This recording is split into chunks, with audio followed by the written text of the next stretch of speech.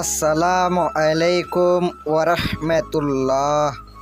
সুপ্রিয় দর্শক, আশা করি আল্লাহ রাব্বুল আলামিনের অশেষ মেহেরবানিতে ও দয়ায় আপনারা সবাই ভালো আছেন। আমিও আপনাদের দোয়ায় এবং আল্লাহ তাআলার অশেষ মেহেরবানিতে ভালো আছি। বিওয়াস লুপ না, একটি পরি হাজির করার জন্য একটি অত্যন্ত শক্তিশালী পাওয়ারফুল মন্ত্র নিয়ে আসলাম।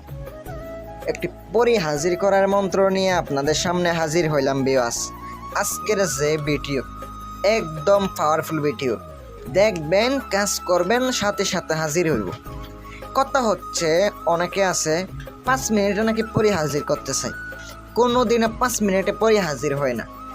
আপনি যদি 5 মিনিটে হাজির করতে যান, আমার ভিডিও দেখে হাজির করতে পারবেন না। আপনাকে আমল করতে হবে, সাধনা করতে হবে, তাহলে আপনি হাজির করতে পারবেন। আর অনেকে আপনাকে আমল দিবে একদিনের, অথবা 5 মিনিটে 1 মিনিটে হাজির হবে, এটা মনে করেন। অনেকে মনে করেন যে মন্ত্র পাঠ করতে থাকবো, পরে এসে হাজির হবে। এমন কোনো কথা না, এমন কোনো আমল নাই যে আপনি আমল করতে থাকবেন আপনার সামনে পরে হাজির হয়ে যাবে, এমন কোনো আমল নাই।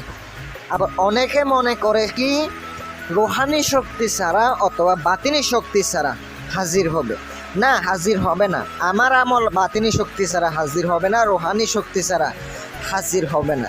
কারণ কি, আপনি যদি আপনার ভিতরে যদি কিচ্ছু না থাকে, আপনি নামাজ পড়েন না, আমল করেন না, আপনি মন্ত্র পাইছেন, আমল করা শুরু করে দিয়েছেন, এবার অনেকে মনে করে কি হাজির হয়ে যাবে।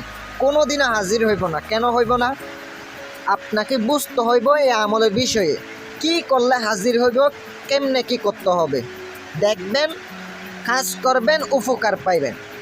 আর অনেকে আমার কাছ থেকে আংটি অর্ডার করেছেন, ইনশাল্লাহ পেয়ে যাবেন। অর্ডার করছেন, ইনশাল্লাহ পেয়ে যাবেন, কয়েকদিনের মধ্যে রেডি হয়ে যাবে। আর অবশ্যই আমার কাছ থেকে আপনারা আংটিও সংগ্রহ করতে পারেন।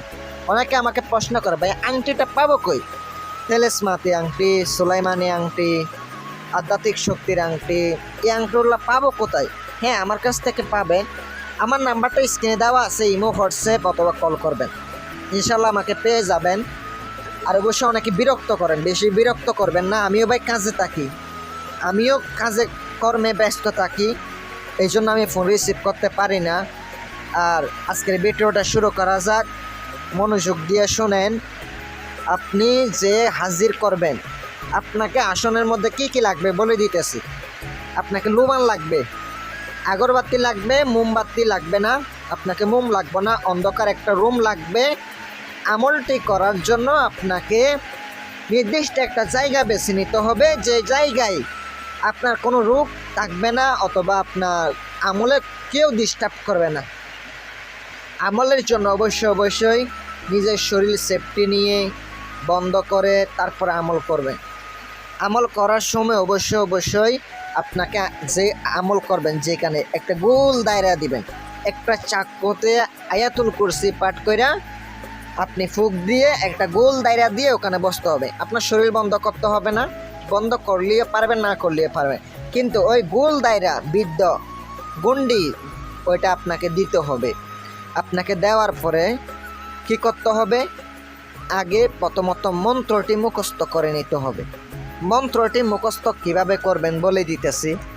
আপনাকে জিনিসগুলো যেগুলো বলছি সংগ্রহ হয়ে গেছে। আপনি একটা জায়গা নির্ধারণ করছেন, গায়ের মধ্যে আতর লাগাবেন, গোলাপ জল ছিটিয়ে দিবেন আসনে। 2 পাশে, আপনার ডান পাশে 3টা আগরবাতি জ্বালিয়ে দিবেন, বাম পাশে 3টা আগরবাতি জ্বালিয়ে দিবেন।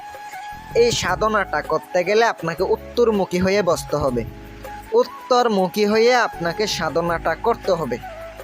সাধনা করার সময় অবশ্যই মনে রাখবেন, কোনো মাথায় চিন্তা কোনো কিছু আনবেন না।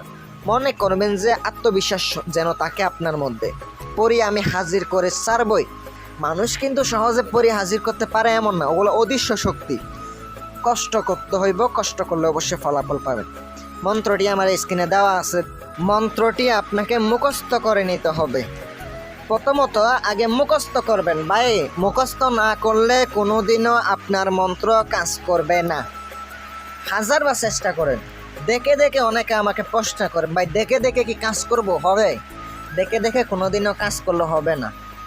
আর আপনি যে আমল করতেছেন, জালালি জামিলি পরহেজ করতে হবে। জালালি জামিলি কি? আপনাকে আমলের জন্য নিরামিষ খাইতে হবে। মাছ, মাংস, ডিম, দুধ, আদা, কাঁচা পেঁয়াজ, কাঁচা রসুন এগুলো খাওয়া নিষেধ করে দেবেন।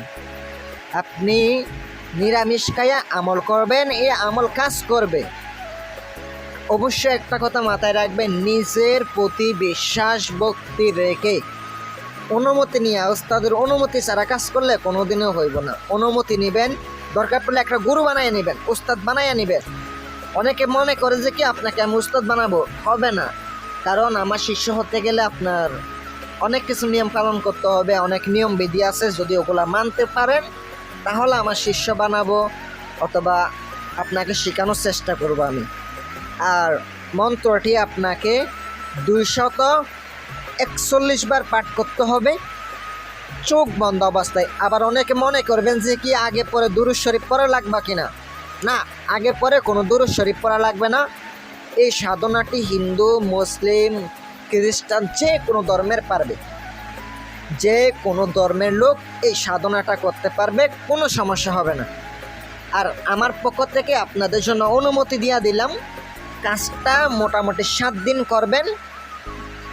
অনেক সময় 3 দিনও আসতে পারে, অনেক সময় 7 দিনও লাগতে পারে। আমি এই বিদ্যাটা পরীক্ষা করাইছি, অনেকরা আংটি যাদেরকে দিয়েছি তাদের মাধ্যমে পরীক্ষা করাইছি, 1 রাতে হাজির হয়েছে। আবার অনেকের সমস্যার কারণে হাজির হয় না। অবশ্যই হাজিরা দেখায় নেবেন আমার কাছ থেকে, ইনশাল্লাহ যোগাযোগ করবেন। মন থেকে আপনাদেরকে দোয়া রইল, ভালো থাকবেন, সুস্থ থাকবেন। আসসালামু আলাইকুম ওয়া রাহমাতুল্লাহ।